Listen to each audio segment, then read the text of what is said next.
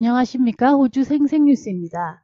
아무래도 이번 주에 가장 중요한 뉴스는 전 세계 금융 시스템이 다시 붕괴될 것인가 아닌가의 문제입니다.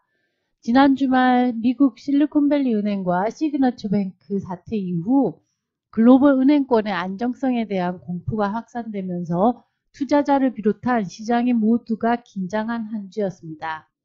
다행히 미국 정부가 급히 나서서 실리콘밸리 은행과 시그너처 은행의 예금을 보장해주고 미국 채권의 원금 보장 방안을 마련하면서 연이은 뱅크런은 막아주었습니다만 여전히 불씨가 남아있는 상황입니다. 또한 이 세계적 투자은행인 크레딧 스위스의 파산설도 있었습니다. 이로 인해 유럽도 위험하다는 신호를 주는 듯 했지만 이는 스위스 정부에서 다시 나서서 불을 껐습니다. 이로써 급격히 올린 이자가 미국과 유럽 시장 모두를 위험하게 할 수 있다는 경각심을 일깨웠고 3월 23일 열리는 FOMC에서 이자율 인상을 중단할 수도 있다는 기대도 나오고 있습니다. 이번 사건은 2008년 은행권의 줄도산을 이끌었던 GFC와는 기본적인 전제가 다릅니다. 미국 시장은 미국의 국채 이자가 올라가면서 은행에서 가지고 있던 원금의 손실이 나고 예금주들이 돈을 한꺼번에 빼면서 유동성에 문제가 생겨 예금 인출을 중단한 사건이고 유럽 크레딧 스위스는 원래 작년부터 손실액이 커지며 신용이 많이 떨어졌던 상태였습니다. 이 상황을 미국에 이어 유럽에도 위기가 닥친 것으로 보기에는 판이 조금 틀린 상황입니다. 하지만 불씨가 남아있다는 말은 미국 국채의 급격한 이자율 인상으로 인한 문제이니만큼 안전하다고 여긴 국채에 돈을 넣어둔 모든 은행이 유동성 위기를 맞을 수 있다는 말이고 크레딧 스위스가 원래 손실이 많이 난 회사였어도 망하지는 않았었는데 이번 국채로 더 타격을 입으면서 망할 수도 있다는 것입니다. 이 큰 은행이 파산한다면 여타 다른 은행에 적지 않은 영향을 미치는 것은 피할 수 없기 때문입니다. 이 모든 일련의 금융위기가 호주은행에는 어떤 영향을 미칠지에 대한 기사도 있었는데요. 기사에 따르면 호주 은행들이 무너질 가능성은 극히 희박하다는 것입니다. 짐 차머스 재무장관은 호주의 광범위한 금융 시스템에 대한 어떠한 여파도 크지 않을 것이라는 것이 금융 당국의 조기 조언이라며 호주 은행들의 자본이 충분하고 다른 국가들보다 더 나은 위치에 있다고 합니다. 뉴사우스웨일즈 대학의 글로벌 금융 안정 전문가인 모리션 교수에 따르면 현 단계에서는 호주 은행 시스템과 그 회복력에 대해 걱정할 필요가 없다고 하는데 이유로는 호주 은행들은 자본이 충분하고 유동성 여력도 가지고 있으며 이 대차 대조표도 튼튼하기 때문입니다. 무엇보다 중요한 건 호주 은행들이 해외 은행들에 상대적으로 적게 노출되어 있기 때문입니다. 수치로 보자면 호주 은행들이 유럽에서 일어나고 있는 크레딧 문제에 직접적으로 노출된 부분은 장부로 봤을 때 3% 미만이라는데요. 그래도 이 미국 채권에 대한 언급은 하지 않았습니다.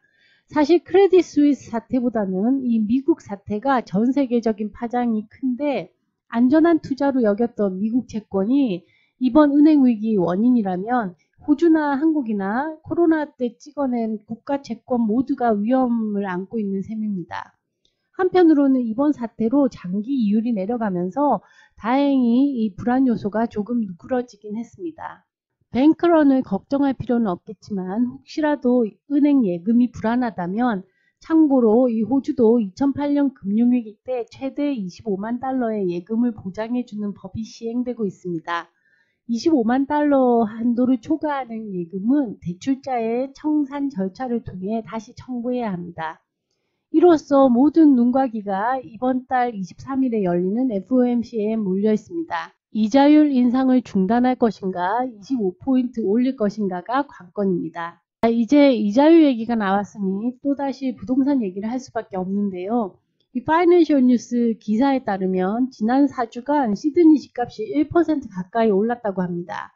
물론 아직 작년 최고가를 회복하지는 못했지만 고가 주택 위주로 가격이 올랐다고 하는데요. 이는 전형적인 이 하락 상승 추세 현상입니다.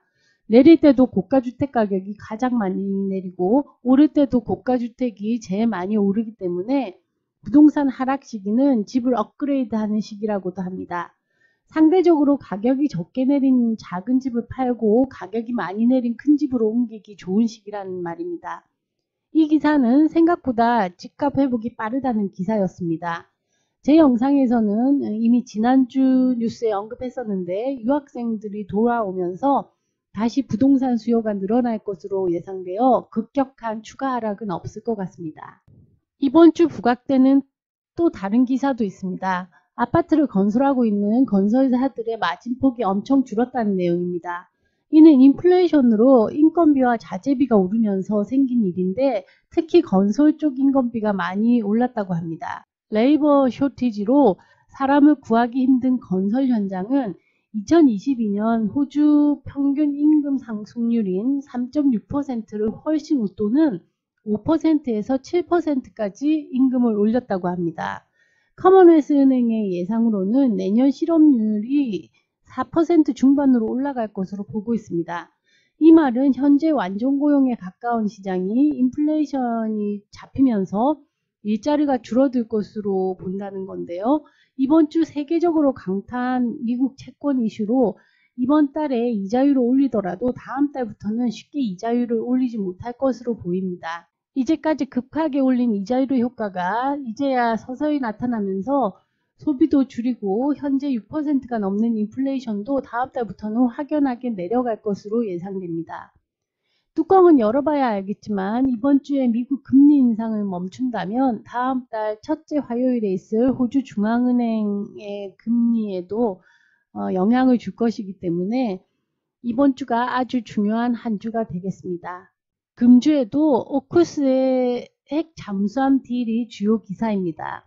예상했던 것보다 훨씬 더 많은 돈을 이 핵 연료 잠수함에 쓰기로 했는데요. 10년에 걸쳐 5척을 들이는데 호주에 조선소를 짓고 미국 조선소에도 돈을 대기로 했습니다. 이후 2040년에 건조를 시작하는 새 기종에 대해서는 호주도 설계에 참여한다는 계획을 세우고 있습니다. 이렇게 큰 돈을 쓰는데 야당인 코얼리션은 생각보다 잠잠합니다. 원래 자유당의 정책과 맞물리고 스캇 모리슨 전 총리의 정책이었으니 코얼리션에서 반대할 이유는 없습니다. 문제는 여당인 이 노동당 내에서 찬반 의견이 나오고 있다는 겁니다. 이런 딜을 미국과 하면서 타이완과 중국의 긴장감이 고조되면 호주는 중립이 될 수 없고 미국 편에 서야만 하는 조건이 아니냐는 우려가 나오면서 노동당 원로는 호주의 최고 무역 상대국인 중국을 고려할 때 호주에는 최악의 딜이라는 의견을 내놓기도 했습니다.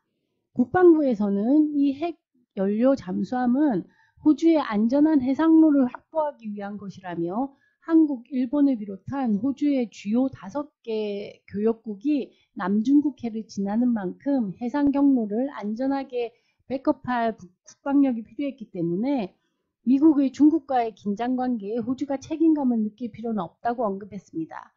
이번 호주의 핵 잠수함 사건은 마치 한국의 사드 사태를 보는 것 같은데 한국보다는 호주가 조금 유리한 입장에 있긴 합니다. 이번 핵 연료 잠수함 딜을 두고 수많은 기사들이 쏟아져 나왔는데 호주에 짓는 조선소가 어느 주에 위치하며 어떤 일자리를 창출하냐와 이번 딜에 포함된 이 핵 폐기물을 어떻게 처리할지에 관한 기사들이었습니다. 그리고 무엇보다 중요한 것은 이번 딜이 10년 이상의 계획이니만큼 지속 가능한지 여부입니다. 바이든 대통령이 사인을 한다 해도 다음 정권에서 그대로 이행한다는 보장은 없기 때문에 무산될 가능성도 있다는 내용인데요. 어찌되었든 이 잠수함 건은 호주 국방 예산이 크게 쓰이는 만큼 앞으로 10년간은 계속 나올 뉴스로 호주에 산다면 꼭 알아두셔야 할 시사 뉴스가 되겠습니다. 다음은 속값이 폭락했는데도 고기값이 내리지 않는다는 기사입니다. 장 보러 갈 때 고기 사는 날은 아무래도 장바구니 물가가 치솟습니다. 이 그래프에서 보듯이 속값은 팬데믹과 가뭄을 거치면서 올랐다가 작년 말부터 급격히 떨어졌습니다. 속값은 떨어졌지만 인플레이션으로 고기 프로세싱 비용은 증가하면서 우리 최종 소비자가 지불하는 금액은 거의 떨어지지 않았다는 내용입니다. 그런데 이 내용 중에 눈여겨봐야 할 부분이 있습니다. 이는 가격이 더 오를 것 같지는 않다는 내용입니다. 이 기사에서 보듯이 푸드 인플레이션이 끝나간다는 언급이 있는데 이제 인플레이션도 막바지일 수 있습니다. 금주에는 주식과 환율 모두 좋지 않았습니다.